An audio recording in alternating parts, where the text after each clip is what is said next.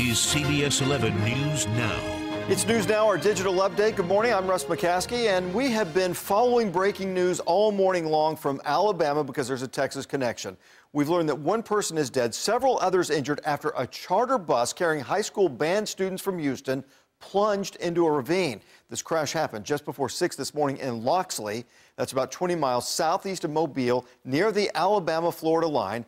Officials say that the bus was returning to Houston after a trip to Disney World. It fell some 50 feet into the ravine.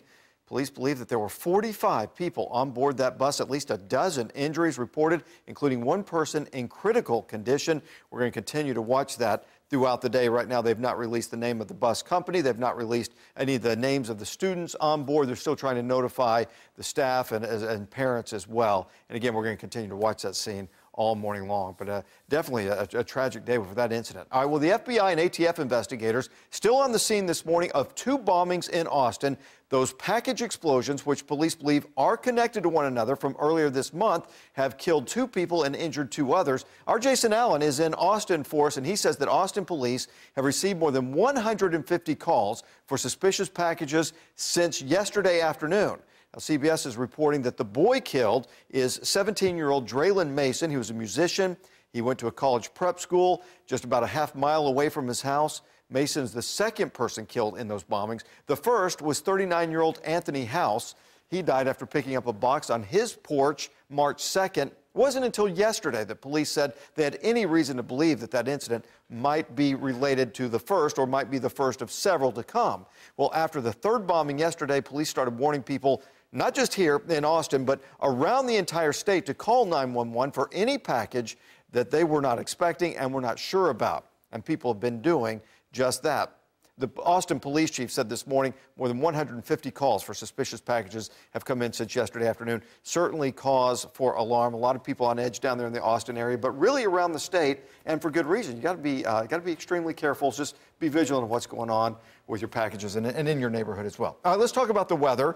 Another pretty nice day for us. A lot of kids on spring break, and this is good to get out and about and do a few things. Absolutely, and one of the hot spots I found, Clyde Warren Park. Always good, right? Not a bad idea, right? Right. Yeah, I saw some picnics earlier, and I'm sure there'll be more to go as we move on through the day, but it looks like it's been a hot spot. Some kiddos enjoying spring break and this nice weather. You can't complain about that either.